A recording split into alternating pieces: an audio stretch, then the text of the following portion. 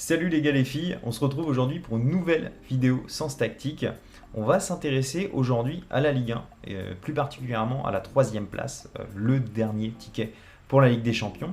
On va en gros aujourd'hui faire un petit récapitulatif des points forts et des points faibles de 4 clubs que sont Rennes, Lille, Monaco et Lyon, donc qui sont troisième, quatrième, cinquième et septième. On n'a pas mis Strasbourg, désolé pour nos amis strasbourgeois. Je ne pense pas que Strasbourg peut se mêler jusqu'à la fin de la saison sur le long terme véritablement à cette lutte pour la troisième place. Lyon, même si Lyon a beaucoup de retard, je pense que c'est un peu plus jouable que Strasbourg de par son expérience. Donc voilà, on a pris Lyon qui est septième, pas Strasbourg.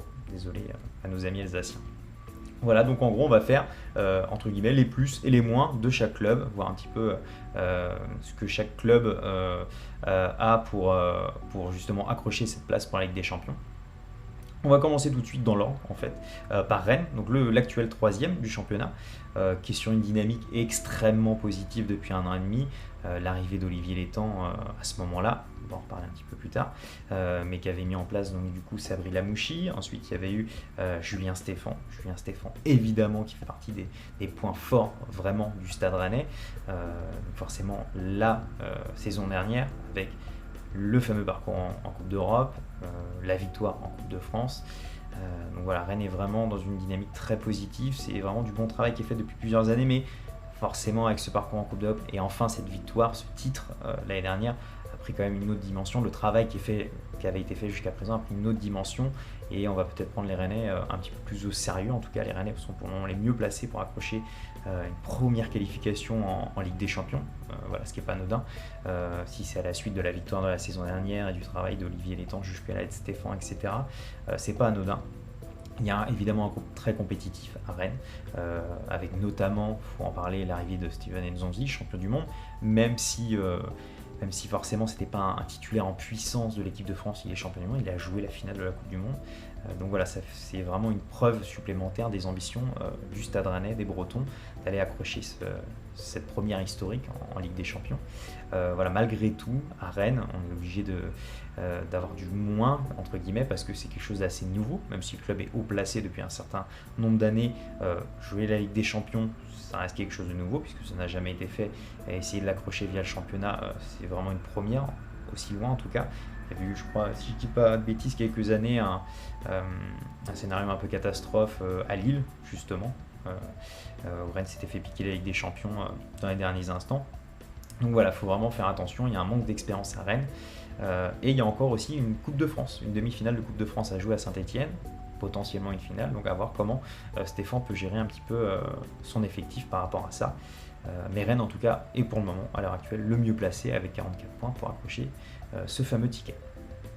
On a Lille ensuite à 43 points, donc un seul point derrière, qui lui cette année a l'expérience de la Ligue des Champions puisqu'il a joué, même si le parcours n'est pas excellent, loin de là.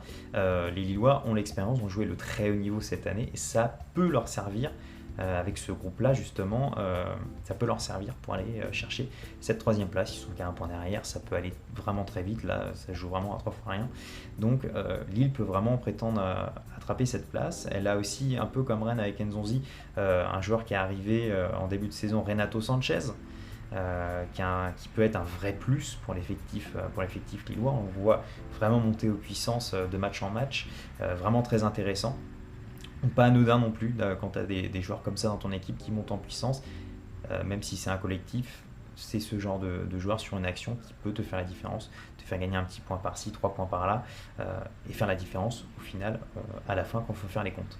Il y a aussi plus de coupes, contrairement à Rennes où il y a encore la demi-finale de Coupe de France, il n'y a plus de coupes côté lillois, donc tout sur le championnat. La Coupe d'Europe, il n'y en a plus, comme on l'a dit, le parcours n'était pas bon. Mais voilà, il n'y a plus de coupe non plus, donc c'est vraiment tout pour le championnat, tout misé là-dessus.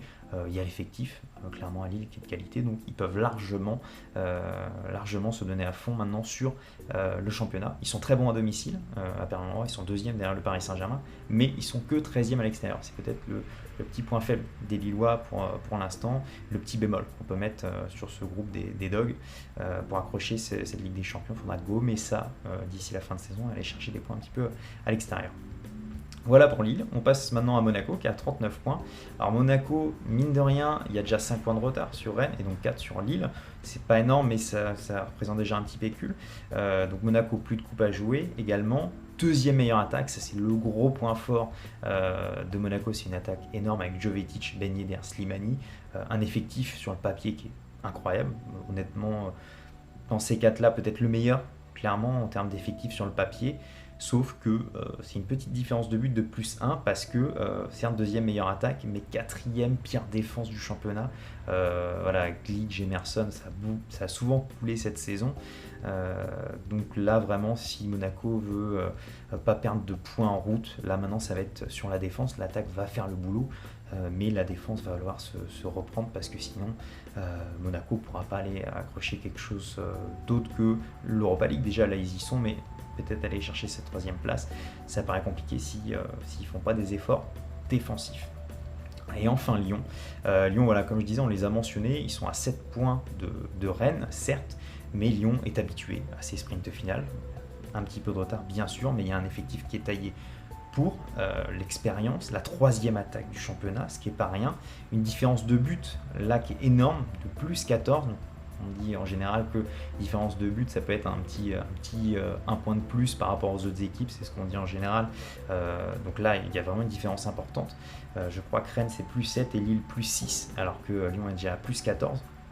Donc ça, c'est vraiment hyper important, ça peut faire une différence au final. Donc l'effectif, qui est quand même important, qui est taillé pour la Ligue des Champions à la base. Mais forcément, côté lyonnais, cette année, il y a le retard accumulé. L'irrégularité, évidemment, s'ils en sont là, et le calendrier, toutes les compétitions à jouer. C'est bien, ça veut dire que Lyon est encore en course partout, mais ça va prendre de l'énergie, à voir comment ils vont gérer ça. Et forcément, il y a eu des blessures aussi à côté, même si le recrutement là, avec Guimaraes et Toko Ekambi est hyper intéressant à voir avec ces grosses blessures à côté, donc Reine Adélaïde et Depay, voir si c'est quand même des joueurs très importants qui peuvent manquer sur la fin de saison. Donc voilà, on a fait le fameux petit récap de toutes ces équipes. On vous laisse vous faire votre avis sur qui c'est qui va accrocher la troisième place et le fameux dernier ticket pour la Ligue des Champions. Voilà, nous on se retrouve donc du coup dès la semaine prochaine. On va se retrouver chaque semaine avec nos vidéos sur YouTube. Ça sera Tommy du coup la semaine prochaine.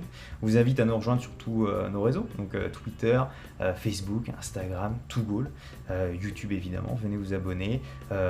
N'hésitez pas à venir interagir avec nous, donc commentez la vidéo, mettez un pouce bleu si ça vous a plu. Évidemment, actionnez la petite cloche également pour avoir des news dès qu'on sort une vidéo. Et puis d'ici là, je vous dis vive le football et vive la Ligue 1. Salut!